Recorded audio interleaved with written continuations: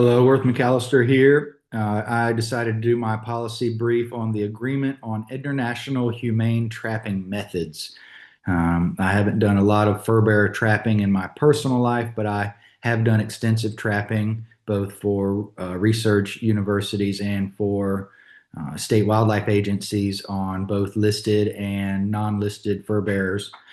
So I found this topic highly interesting and it's certainly pertinent to us as wildlife professionals and also to be knowledgeable about for our constituents, many of whom are trappers. So I won't get into the details here, but this is a timeline of events reaching the international agreement. It's got spurred by a conversation in the United Kingdom and elsewhere regarding the humane conduct of certain trap strategies and trap types, most notably old school traditional steel jawed leg hold traps, which animal rights groups were pressing Parliament and European Parliament, saying that they should not accept fur into their markets that was captured in countries that used these traps.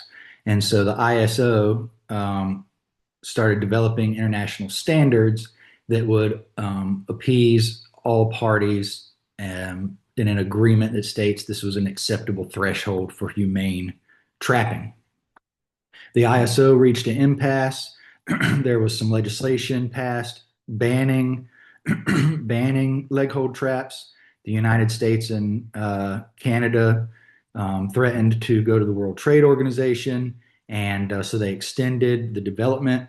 And finally, we ended up with the ratifying of the AIHTS in 1997, 1998 between Russia, Canada, the United States, and the European Union, which develops these scientifically rigorous thresholds. So to circumnavigate, or rather to appease wildlife law stemming from the public trust doctrine and the 10th Amendment in the United States, we didn't sign the treaty, but we agreed to something called the Agreed Minute, which is the same text, but it is a non-binding diplomatic understanding, and they allowed us in because we agreed to have a very stringent set of best management practices, which we absolutely do. They can be more strict at the local level and the state level, but it all begins with these international guidelines. And also we have the Lacey Act and CITES, which supersedes the state regulation. And then this goes all the way down to your local county ordinances that do have specific rules on traps that are allowed and trapping strategies that are allowed.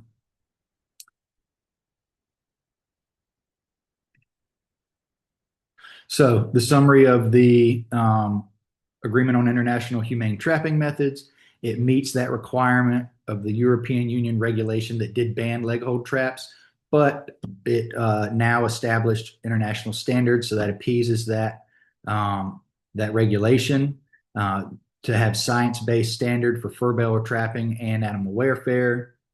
Reduces having this is good for trappers and the fur trade because it reduces costly risk of legislation resulting from political lobbying at different scales that could interrupt the fur trade and the animal welfare as well.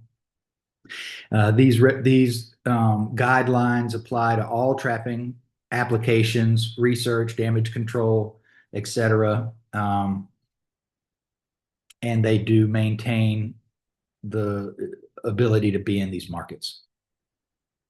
When you're talking about trapping thresholds, you're mainly talking about reducing restraint traps, reducing injury and time in the trap, and animal welfare, and then in a kill trap, time to inconsciousness and insensibility. Recognized authorities in the European Union, it differs from body to body. they're looking at safety and efficacy, making sure people aren't using prohibited traps. They do a lot of testing on the performance. And they, in the European Union, they require manufacturers to attach marks on the traps and to provide detailed instructions.